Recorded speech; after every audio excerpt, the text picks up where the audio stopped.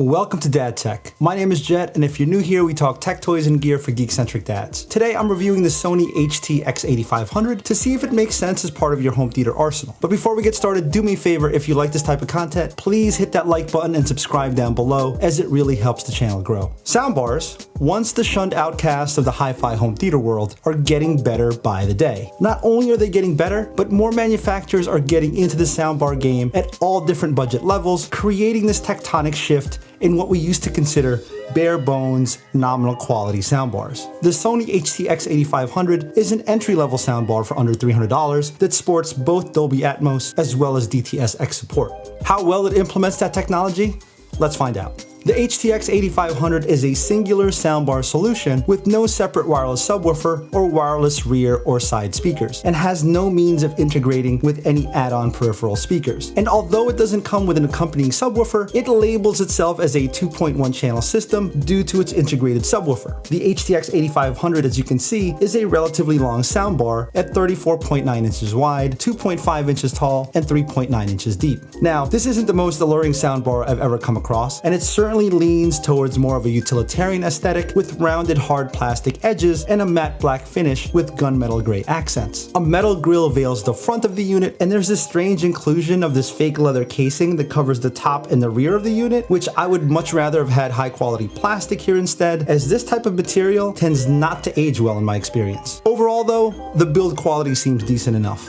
The rear of the soundbar has two sections. The left side contains the power adapter input, while the right side houses one HDMI eARC/ARC port and one optical port. There are also mounting holes on either side if you intended to wall mount it as opposed to sitting in front of your television. An important note on the architecture of the speakers. There are 4 drivers within the unit behind the front grille, 2 to handle the mid and high frequencies, and 2 more to handle the bass response. These drivers, however, are arrayed directly at the viewer. They are not angled to increase the sound dispersion, and this will play a factor later when we talk about the sound quality. While there is an optical connection for older TVs without the ability to send ARC or an eARC signal, you can also connect HT-X8500 via the newer Bluetooth 5.0 for high quality Bluetooth streaming from your device. It comes with a fairly standard remote that allows you to toggle between the different sound calibrations. However, I've found that without having an LCD screen to display the status, there was a bit of guesswork or research within the manual involved to figure out which setting I was currently in at the time, so don't throw away your manual. Now, there are no upward firing speakers in the HT-X8500, so Sony leans in on its vertical S digital signal processing to do the bulk of the work approximating height-based sound. For a sub $300 soundbar, I can't complain about the openness of the soundstage. I can't also say that I was enveloped by it, but there is a sense of broad dimensionality that surprised me given that there were no upward firing speakers. Kudos to Sony on pairing its DSP process well with Atmos, given the down mixing that had to occur to get it to work within this 2.1 speaker configuration. On the plus side, this DSP processing doesn't just apply to object-based codecs like Atmos and DTS-X, as I found that many of the 5.1 tracks that I tested also took advantage of the spaciousness the processing provided. I was not impressed, however, with the tonality of things like dialogue or sound delineation during more complex sound environments that had either dialogue and music or dialogue and sound effects. I felt like the same processing job that was doing an admirable job of creating a roomy landscape was also overcompensating the bass response in all the drivers, resulting in a muddled center channel mix. This is happening because there is no dedicated center channel, therefore the left and right drivers are being pulled in to do double duty.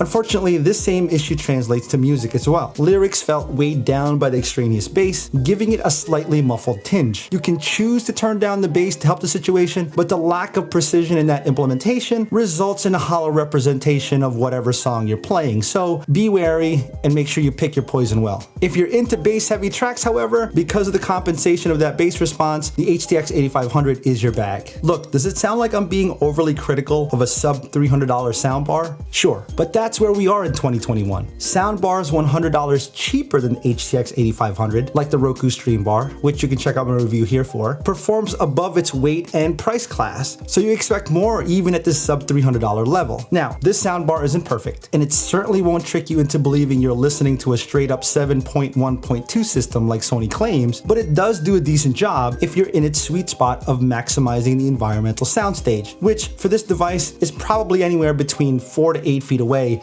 directly in front of the speaker. The next closest Dolby Atmos and DTS X capable soundbar is more than twice the price. So if object-based sound is important to your viewing experience at this particular budget level, and you don't consider your music listening habits as audiophile, this is an easy and worthwhile recommendation. If this is going into a spare bedroom or a room where you typically watch your Blu-ray movies, again, it's an easy recommendation. If you want some more sound fidelity and are looking to outfit your main home theater with a soundbar capable of Atmos or DTS X, I personally would say save up and step up to the next tier of soundbars, as you will see a major difference in the overall directionality of sound and certainly more distinct sound separation. Now, check out my other reviews here for more content and hit like and subscribe if you enjoyed this video, and I will check you next time. Peace.